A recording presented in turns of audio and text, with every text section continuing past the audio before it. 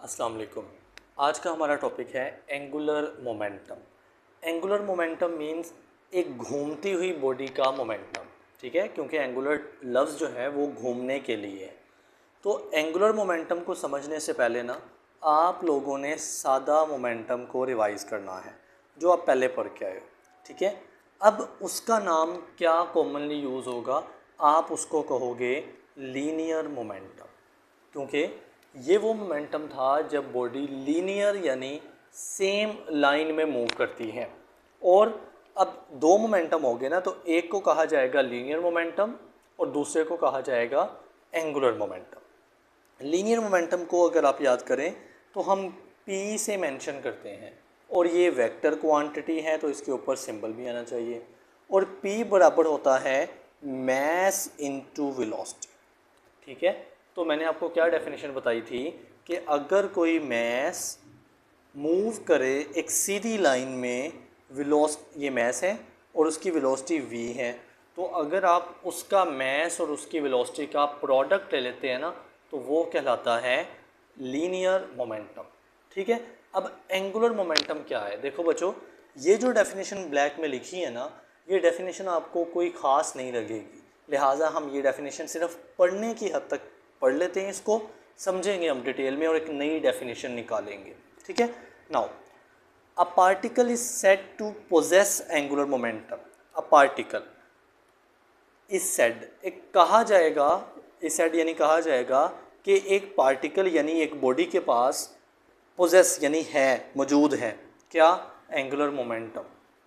किस कंडीशन में, about a reference axis, एक कोई भी हम रेफरेंस लाइन या रेफरेंस एक्सिस बना देंगे उस लाइन के गिर्द, ठीक है।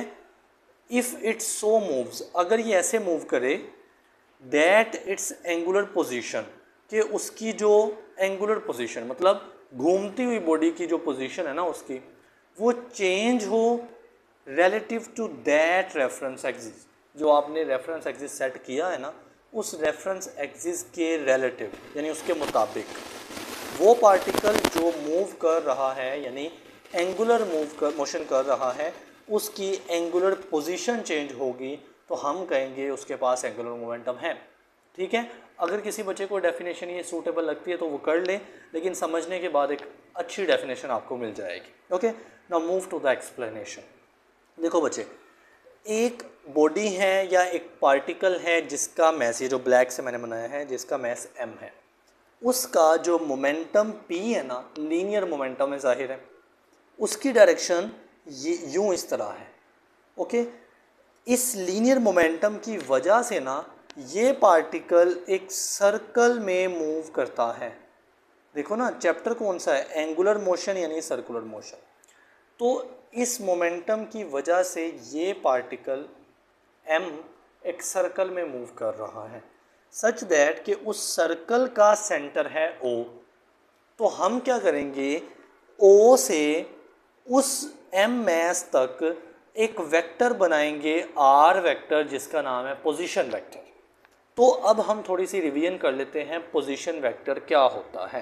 सुने बच्चों, ये आपके पास है x एक्सिस और ये आपके पास होता है y एक्सिस, यानी ये कार्टेशियन प्लेन है। लेट सपोज इस प्लेन में यहाँ पर एक पॉइंट P पड़ा हुआ है, और यू नो ये जो पॉइंट होता है ना, ये ओरिजिन O होता है। अगर मैं एक ऐसा वेक्टर बनाऊं जिसकी हेड, ये इसकी वेक्टर की हेड होती है, जिसकी हेड जो है वो पॉइंट P पर जाके मिले और जिसकी जो टेल है वो ओरिजिन पे रहे, ऐसे वेक्टर का नाम होता है R वेक्टर, यानी पोजीशन वेक्टर उसका नाम है। तो सिमिलरली पहले मैस यहाँ पर था, तो इस पोजीशन से लेकर ओरिजिन यानी जो उसके सर्कल का सेंटर बन रहा है, वहाँ से लेकर उस पोजीशन तक हमने एक वेक्टर ड्रॉ किया है, सच दैट O यानी ओरिजिन पे R वेक्टर की टेल आएगी और उस पोजीशन पर उसका हेड आएगा। इस वेक्टर को R वेक्टर कहेंगे, यानी पोजीशन वेक्टर कहेंगे। तो अब मैं रिवाइज करता हूँ, एक पार्टिकल है जिसका मैस m है, उसकी मोमेंटम की डायरेक्शन u है, और इस वजह से वो सर्कल में मूव कर रहा है। अब आप सोचेंगे ये कैसे मुमकिन है कि मोमेंटम की डायरेक्शन तो इधर को है लेकिन वो तो सर्कल में मूव कर रहा है। देखो बच्चे ऐसे मुमकिन है। देखो ये एक बॉडी पड़ी है ऐसे, ठीक है, मैं इसको ऐसे पकड़ के, मतलब मैं इसको यहाँ से फिक्स करता हूँ, ये वाली उंगली से फिक्स कर दिया मैंने इसको। अब यहाँ से मैं ऐसे फोर्स अगर लगा रहा हूँ, देखिए मेरा हाथ कैसे है, अगर मैं यूँ भी फोर्स लगा रहा हूँ ना इधर को, तो ये बॉडी इधर को ही मूव कर रही है। ऑल द टाइम मेरी फोर्स ज़रूरी नहीं कि मेरा हाथ भी सर्कुलर में घूमे।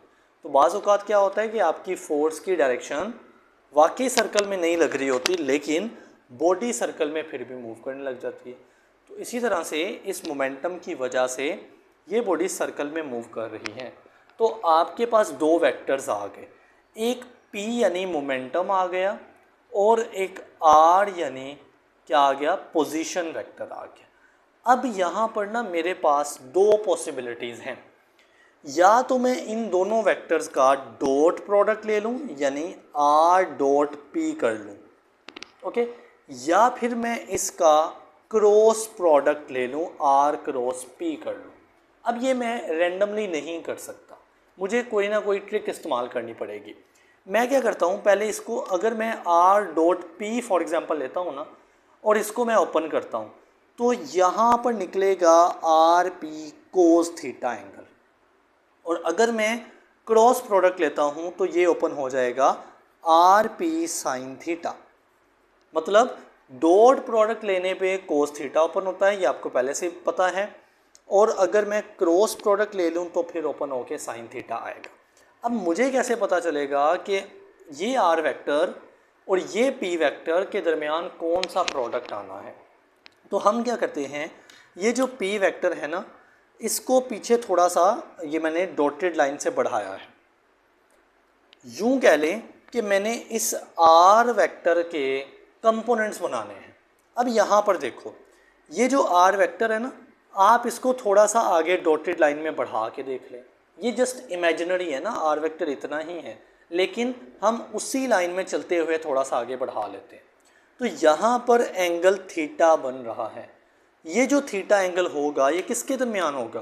देखो ये R चल रहा है और ये भी R का ही बढ़ाया हुआ लाइन है, तो ये R ही है, ठीक है, और ये P है। तो ये जो थीटा एंगल है ये R वेक्टर और P वेक्टर के दरमियान होना है।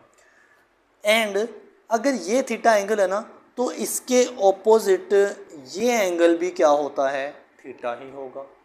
अब बच्चों देखो, ये R वेक्टर है ये वाला, उसके दो कंपोनेंट्स बन गए हैं, एक ये वाला कंपोनेंट और एक ये वाला कंपोनेंट, ठीक है। दोबारा सुन लो, ये R वेक्टर है ये वाला और इसके दो कंपोनेंट, एक ये वाला कंपोनेंट और एक ये वाला कंपोनेंट। अब जो थीटा के सामने वाला कंपोनेंट होता है ना, वो साइन कंपोनेंट होता है, यानी वो y कंपोनेंट होता है। तो R का ये थीटा है ना, देखो ये थीटा था ये वाला, थीटा के ऑपोजिट भी थीटा, और थीटा के सामने वाला कंपोनेंट, देखो R के कंपोनेंट बना रहे हो तो R साइन थीटा होगा, यानी वर्टिकल कंपोनेंट। और फिर एक कंपोनेंट बचता है, तो वो बचे क्या होना है, R कोस थीटा। ओके, अब मैंने यहाँ पर देखना है इन दोनों में से एक कंपोनेंट काम का होगा और एक कंपोनेंट जो है ना वो बेकार होगा। तो देखो, जो P की डायरेक्शन है ना, P की लाइन वाला कंपोनेंट है वो कोस थीटा है। बच्चों ये कंपोनेंट बेकार है। क्यों बेकार है? अगर ये कंपोनेंट काम कर रहा होता तो मोमेंटम भी उसी डायरेक्शन में है, R कोस थीटा भी उसी डायरेक्शन में है, तो ये फिर बॉडी सर्कल में मूव नहीं कर सकती। एक ही डायरेक्शन में है ना, तो फिर बॉडी उधर ही मूव कर जाती, वो सर्कल में क्यों जाती? तो ये वाला R कोस थीटा जो कि P की लाइन में है, देखो ना यही वाली लाइन आगे जाके P बन रही है, तो ये वाली लाइन वाला कंपोनेंट बेकार है।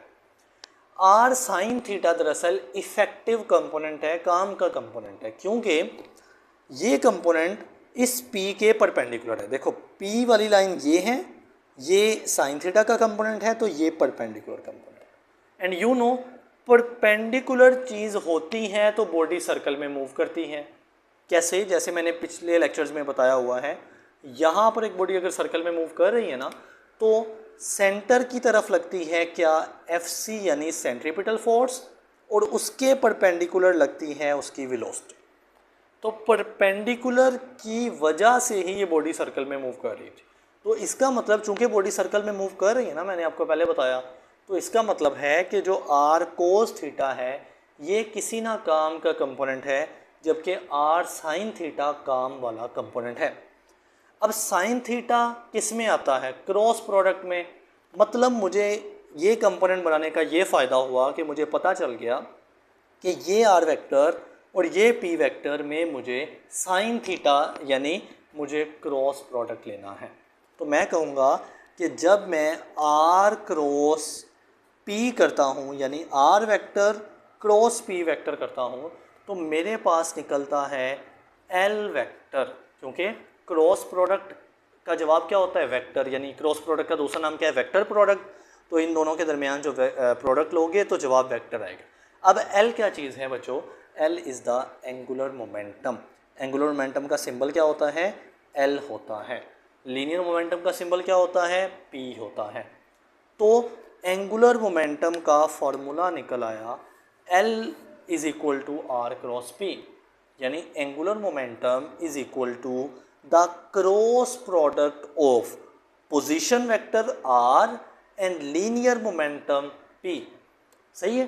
तो ये वो डेफिनेशन है जो कि आपके लिए बेस्ट रहेगी। मैं रिवाइज कर रहा हूँ, angular momentum L vector is the cross product of position vector are and linear momentum P.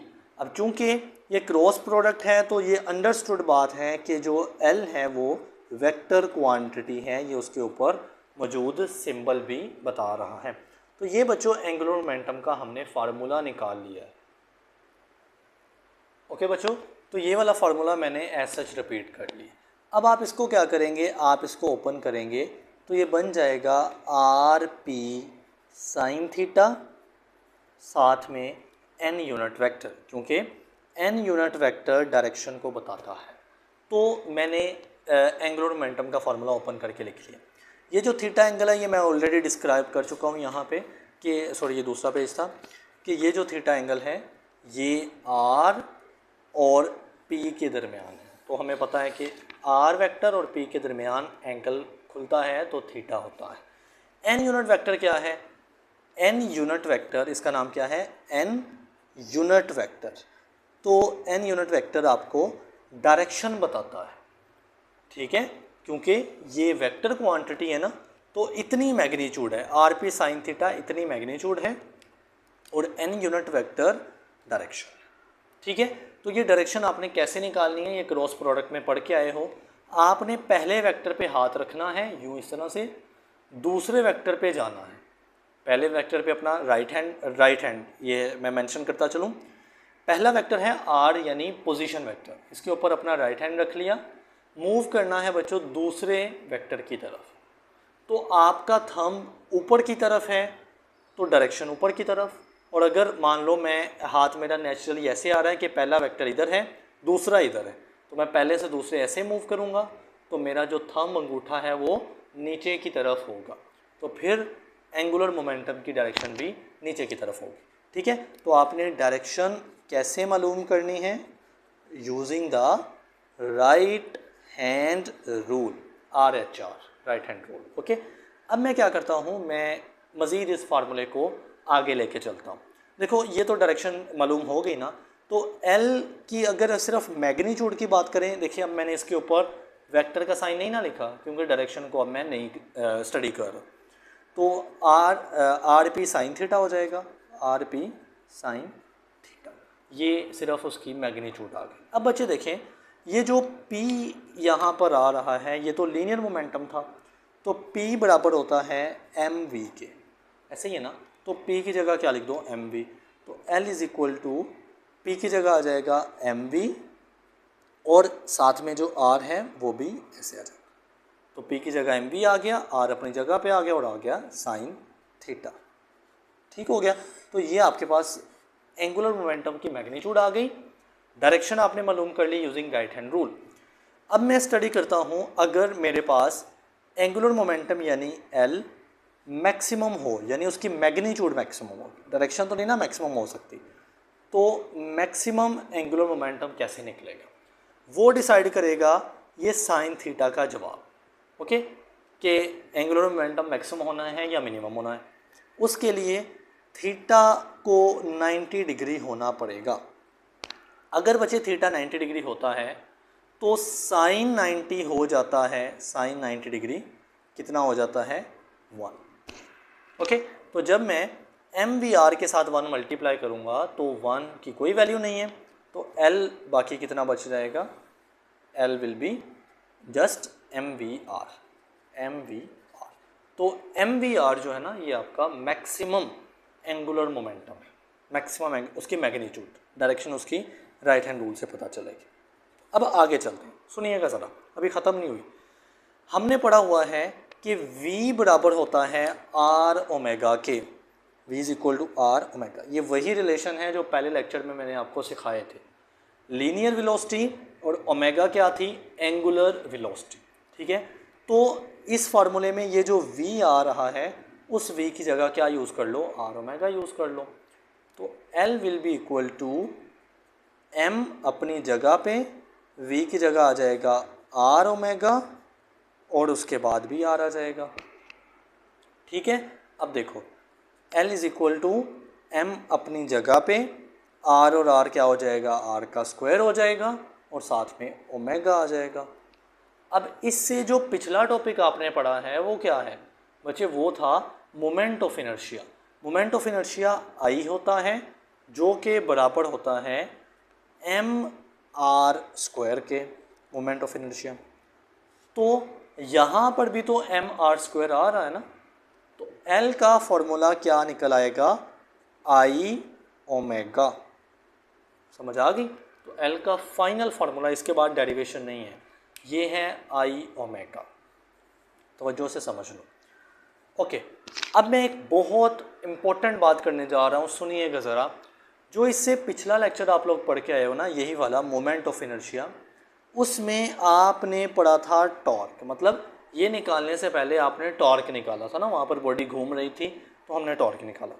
तो टॉर्क का फाइनल फार्मूला आया था एम आर स्क्वायर एल्फ़ा। ये पिछले टॉपिक की बात कर रहा हूँ, वहाँ पर भी एम आर स्क्वायर मैंने बोल दिया था कि वो आई के इक्वल है। तो टॉर्क लास्ट में मैंने बताया था torque is equal to I alpha.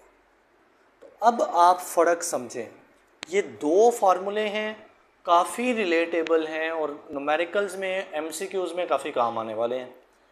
L है बच्चों एंगुलर मोमेंटम, बराबर है आई ओमेगा के। I is the moment of inertia, omega is the angular velocity. Torque is equal to I alpha. I again क्या है, मोमेंट ऑफ इनर्शिया है, alpha जो है वो है एंगुलर एक्सेलरेशन। तो कितना फ़र्क है दोनों में, आई आ रहा है। अगर तो आई के साथ ओमेगा आ जाता है तो एल एंगुलर मोमेंटम कहलाएगा, अगर आई के साथ अल्फ़ा आ जाता है तो टॉर्क कहलाएगा। ठीक हो गया, ये इसका फॉर्मूला। अच्छा बच्चों, अभी आप लोग ना यूनिट को कैलकुलेट करेंगे अगले पेज के ऊपर, लेकिन यहाँ पर मैं आपको एक फार्मूला जो है ना वो अंडरलाइन करवाता चलूँ। ये वाला फार्मूला एम वी आर, ये वाले फार्मूले से ना आप यूनिट निकालोगे एंगुलर मोमेंटम एल का। ये क्या है, ये मैक्सिमम एंगुलर मोमेंटम है। जब थीटा तो नहीं ना यूनिट डिसाइड करता, थीटा की तो अपनी वैल्यू होती। जब थीटा मैक्सिमम 1 हो गया तो पीछे बच गया था एम बी आर।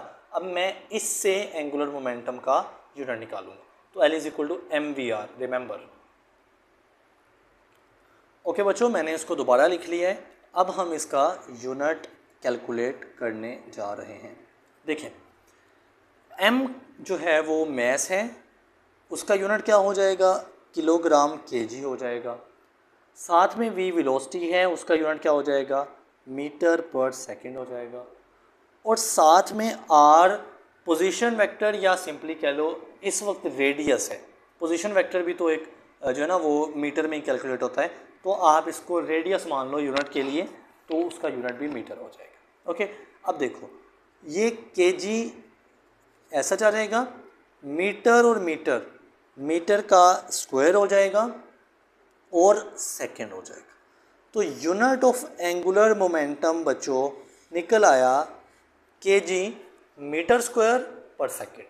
ये जो है ना MCQs के तौर पे आता होता है। अब आगे चलते हैं, ये जो यूनिट है ना ये बराबर है जाउल सेकंड के।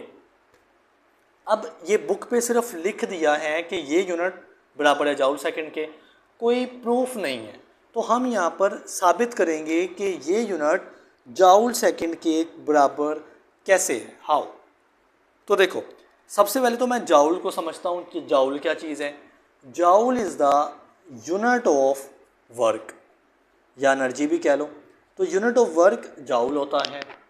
वर्क का फॉर्मूला क्या था, फोर्स मल्टीप्लाइड डिस्टेंस या डिस्प्लेसमेंट।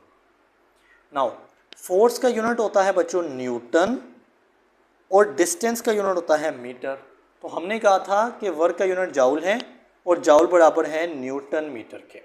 जाउल किसके बराबर है, न्यूटन मीटर के। इसको बॉक्स कर लो। अब आगे चलते हैं, जो न्यूटन था, जाउल बराबर है ना न्यूटन मीटर के, तो जो न्यूटन है वो किसके बराबर होता है, kg/-2 के। ये न्यूटन इसके बराबर है। न्यूटन के साथ मीटर भी तो है, तो साथ में मीटर भी मल्टीप्लाई कर दें। अब ये बराबर आ गया joule is equal to kg, ये मीटर और ये मीटर का स्क्वायर हो जाते हैं, साथ में सेकंड की पावर -2 आ जाती है। तो जाउल दरअसल kg मीटर स्क्वायर सेकंड की पावर -2 यानी पर सेकंड स्क्वायर है। ठीक है। अब देखिए जाउल सेकंड, तो जाउल के साथ क्या आना चाहिए, सेकंड आना चाहिए। मैं जाउल की वैल्यू लिख देता हूँ kg मीटर स्क्वायर पर सेकंड स्क्वायर। ये जाउल आ गया। जाउल के साथ एक सेकंड भी तो है, तो एक सेकंड भी मल्टीप्लाई हो जाएगा। अब देखो kg मीटर स्क्वायर और सेकंड की पावर -2, इस सेकंड की पावर बच्चों क्या है, 1 है। तो -2 + 1 क्या हो जाएगा, -1। तो सेकंड की पावर -1 हो जाएगा। अब क्या ये साबित नहीं हो गया कि ये kg मीटर स्क्वायर पर सेकंड था और ये भी kg मीटर स्क्वायर पर सेकंड है। तो इसका मतलब बुक ने ठीक कहा है कि एंगुलर मोमेंटम के 2 यूनिट्स हैं, एक kg मीटर स्क्वायर पर सेकंड और दूसरा जाउल सेकंड। अब आगे मज़ीद मूव करते हैं।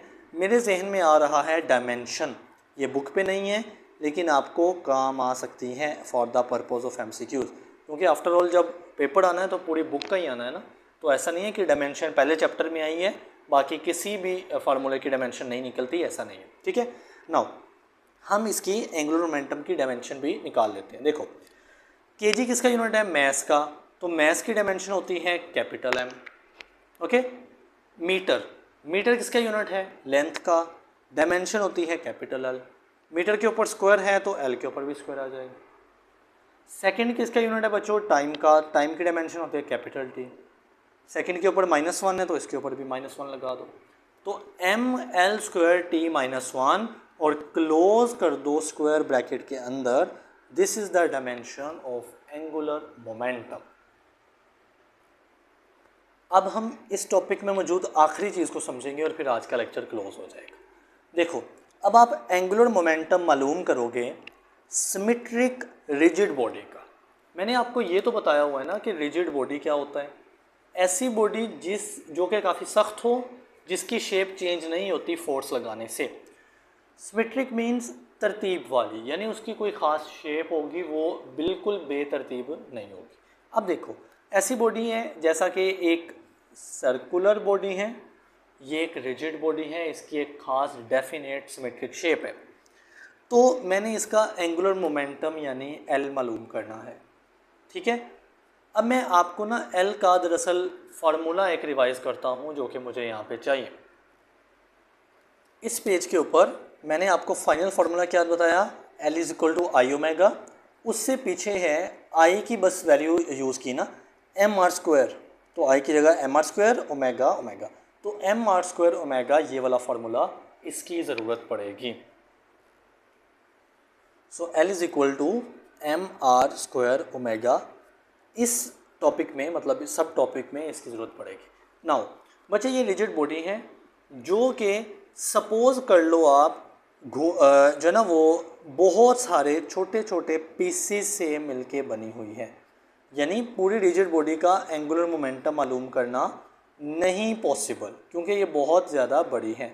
तो हम क्या करते हैं, क्योंकि हमने पार्टिकल की बात की थी ना कि ये एंगुलर मोमेंटम पार्टिकल, तो हम सपोज कर लेते हैं कि ये रिजिड बॉडी कंपोज्ड है नंबर ऑफ पार्टिकल से और ये रोटेट कर रही है, घूम रही है। घूमना ज़रूरी है एंगुलर मोमेंटम के लिए, वरना तो ये चैप्टर में ये टॉपिक ही ना आता।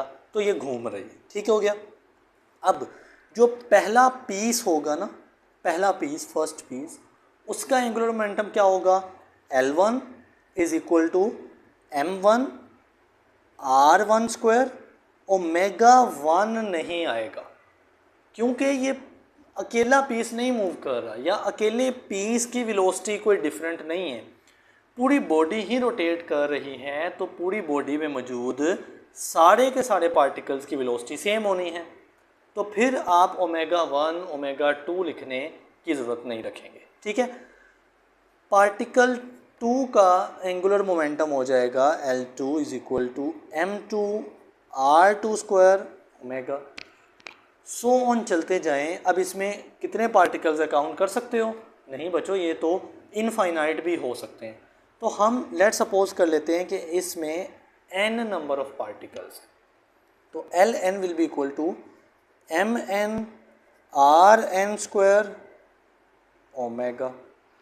अब मुझे पूरी बॉडी, रिजिड बॉडी पूरी का एंगुलर मोमेंटम चाहिए, तो मैं क्या करूँगा, मैं L टोटल कैसे निकालूंगा, मैं इन सब एंगुलर मोमेंटम को जमा कर दूंगा, यानी पहले पीस का एंगुलर मोमेंटम, दूसरे पीस का करता जाऊंगा जब तक मैं लास्ट nth पीस तक ना पहुंच जाऊँ। ओके, नाउ पहले पीस का एंगुलर मोमेंटम है M1 R1 square omega plus दूसरे का M2 R2 square omega plus up to last piece Mn Rn square omega. अब क्या करेंगे, सब में ओमेगा ओमेगा और ओमेगा कॉमन कर लिया जाएगा, तो पीछे बच जाएगा M1 R1 square plus M2 R2 square plus so on चलते जाएंगे Mn Rn स्क्वायर ओमेगा, यहाँ पर कॉमन आ जाएगा। अब आप ब्रैकेट के अंदर देखेंगे तो ब्रैकेट के अंदर क्या हो रहा है, देखो M1 R1 स्क्वायर क्या है, I1, देखो ना, I पहले मैं बताऊँ, I किसके इक्वल है, mr स्क्वायर, यानी मोमेंट ऑफ इनर्शिया किसके इक्वल है, mr स्क्वायर के। तो अगर M1 R1 है तो I1 है, तो ये I1 प्लस I2 प्लस सारे के सारे पीसेस का I है, मोमेंट ऑफ इनर्शिया है, n यानी आखिरी पीस तक। तो ये प्लस हो रहा है ना, सबका क्या हो रहा है, प्लस हो रहा है। तो मैं इसको लिखूँगा सम, मैं इसको क्या लिखूँगा, सम, किसका सम, सम ऑफ I। समझ आ गई। तो ये बच्चों सम ऑफ I हो रहा है। अब सम ऑफ I ये सारा है इनटू ओमेगा और is equal to L total, यानी टोटल एंगुलर मोमेंटम इस बॉडी का निकल आया sum of I into omega. बच्चों यहाँ तक था आज का आपका टॉपिक।